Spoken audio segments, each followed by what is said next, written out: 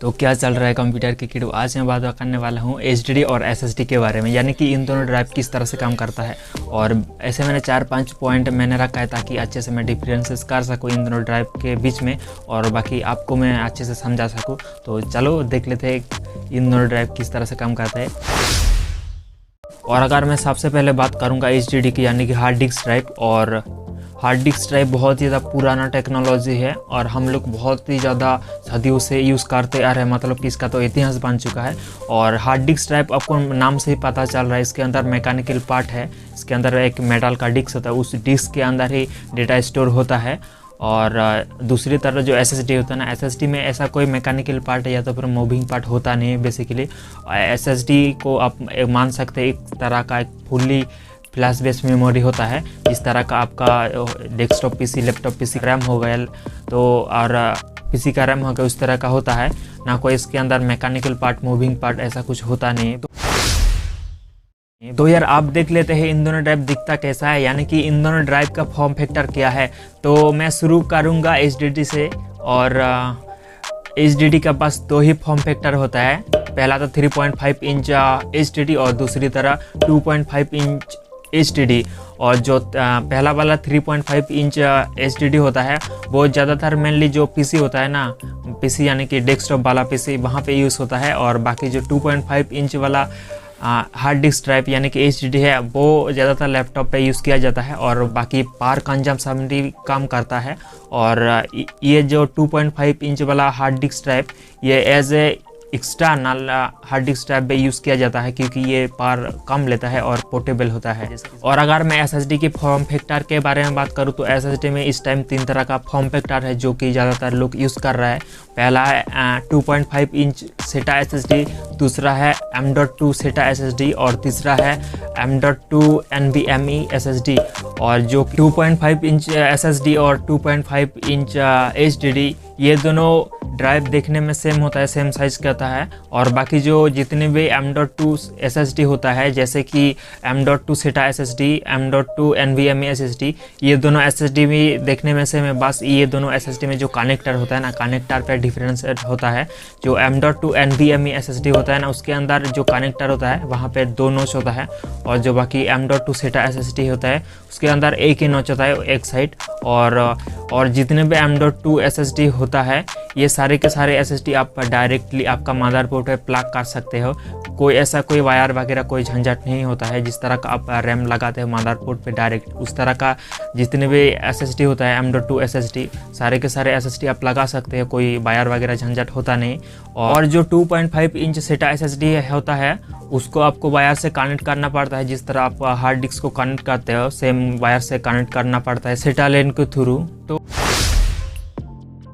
तो यार आप चेक कर लेते हैं इन दोनों ड्राइव का परफॉर्मेंस, यानी कि कौन सा ड्राइव आगे निकलेगा, एसएसडी आगे निकलेगा या तो फिर एचडीडी आगे निकलेगा। और इसके साथ भी देखेंगे ये इन दोनों ड्राइव किस इंटरफेस के ऊपर काम करता है, यानी कि किस लेन के थ्रू डेटा को कैरी करता है मदरबोर्ड से एसएसडी तक, चाहे मदरबोर्ड से एचडीडी के अंदर एक ही इंटरफेस होता है जो कि अभी लेटेस्ट चल रहा है सेटा 3। और एचडीडी का मैक्सिमम रीड राइट स्पीड होता है 140 Mbps तक। और जो एचडीडी का हाई एंड एचडीडी होता है जैसे कि आयरन बुल प्रो, इस तरह का एचडीडी में मैक्सिमम 270 Mbps तक का रीड राइट स्पीड देता है। तो यार आप बात कर लेते हैं एसएसडी की। तो एसएसडी में कितना इंटरफेस होता है, एसएसडी में 2 तरह का इंटरफेस होता है, पहला तो सेटा 3 और दूसरी तरफ PCI एक्सप्रेस लेन। जो 2.5 इंच सेटा एसएसडी और M.2 सेटा एसएसडी ये दोनों एसएसडी सेटा 3 लेन के ऊपर काम करता है। और दूसरी तरह जो M.2 NVMe एसएसडी ये एसएसडी PCI एक्सप्रेस लेन के थ्रू काम करता है। और जो एसएसडी सेटा 3 की ऊपर काम करता है उसका मैक्सिमम रीड राइट स्पीड होता है 600 Mbps तक। और जो PCI एक्सप्रेस लेन के थ्रू काम करता है यानी कि M.2 NVMe एसएसडी ये एसएसडी का मैक्सिमम रीड राइट स्पीड होता है 3.5 GB/s तक। तो गाइस अब बात करते हैं इन दोनों ड्राइव का पावर कंजम्पशन क्या है और जो बाकी ये कितना दिन तक का सर्वाइव कर सकता है और इसका ड्यूरेबिलिटी क्या रहता है। यानी कि अगर आप ऐसे गिराओगे, यार ऐसा कोई नहीं गिराता है, तो अगर कौन सा पहला टूटेगा, एचडी टूटेगा तो पहला तो या तो फिर SSD टूटेगा। तो ये देखते हैं। तो अगर मैं पावर कंजम्पशन की बात करूँ तो यार जाहिर सी बात यार HDD के अंदर यानी कि हार्ड डिस्क के अंदर मूविंग पार्ट है, मैकेनिकल पार्ट है, ऑब्वियसली यार ये ज़्यादा पावर कंजप्ट करता है क्योंकि इसके अंदर में मोटर लगा होता है, जिस वजह से ये वो हार्ड डिस्क घूमता है। और तो यार ऑब्वियसली यार हार्ड डिस्क में ज़्यादा पावर लेता है SSD से। तो SSD में ऐसा कुछ होता नहीं, तो SSD के अंदर ऐसा मूविंग पार्ट नहीं है, ना तो कोई ऐसा घुमाने वाला जिसने। तो और जो अगर मैं लाइफ की बात करूँ तो HDD का मैक्सिमम यार मैं अप्रॉक्स बता रहा हूँ ना, आप बोलोगे यार आप तो ये बता रहे हो ये इतने दिन तक चला, लेकिन ऐसा नहीं, मैं अप्रॉक्स बता रहा हूँ इतना दिन तक जाता है। लेकिन आपके यूजेस पर डिपेंड करता है, आप कैसा यूज़ करते हैं, कितना दबा के यूज़ करते हैं, वहाँ पे डिपेंड होता है। और आपका कितना हाई क्वालिटी वाला HDD है, SSD, उस पर डिपेंड करता है। मैं अप्रॉक्स बता रहा हूँ कितना दिन तक आपका SSD हो चाहे HDD हो, कितना दिन तक वो जिंदा हो सकता है, यार आप समझ रहे हो ना।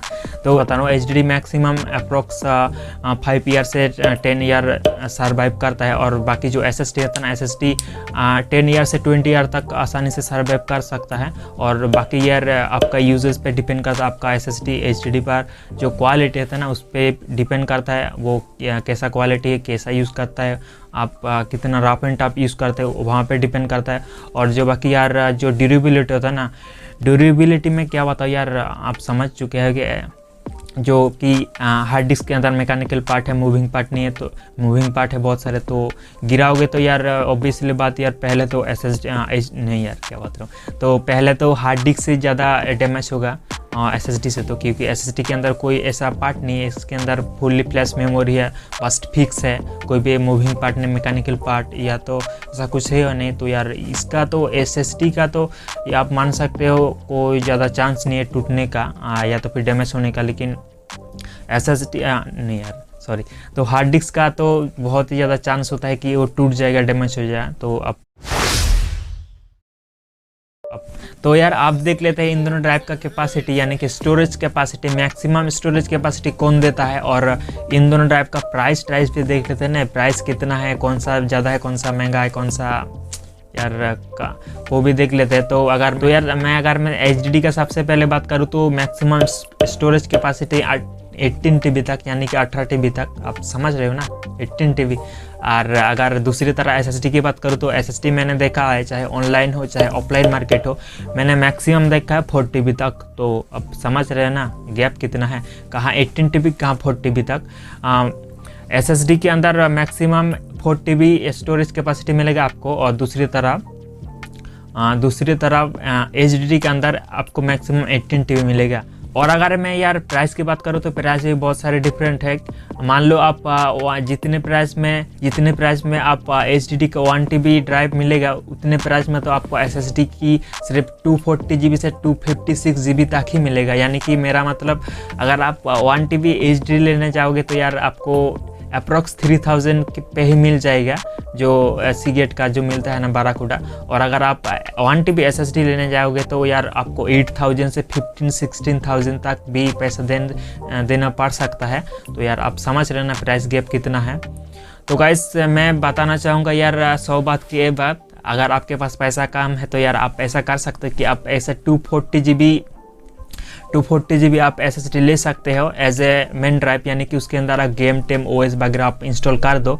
और जो बाकी स्टोर करने का काम तो यार ऐसे हार्ड डिस्क को बोल दो यार आप स्टोर कर लो, यानी कि यार मेरा मतलब है हार्ड डिस्क को दे दो यार स्टोर करने का काम, तो और आपका पैसा भी बच जाएगा और आपका PC भी मक्खन की तरह चलेगा। तो यार आई होप यार इस वीडियो बहुत लंबा हो गया मेरे ख्याल से यार, तो वीडियो को यहाँ पे ख़त्म करना पड़ेगा। तो यार